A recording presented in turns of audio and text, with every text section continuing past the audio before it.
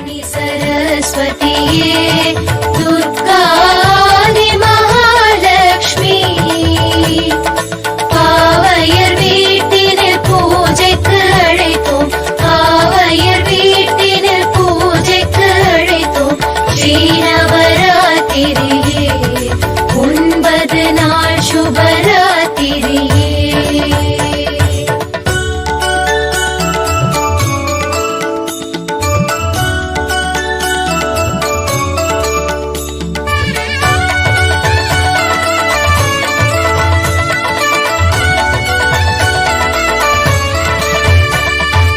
Vani சரஸ்வதியே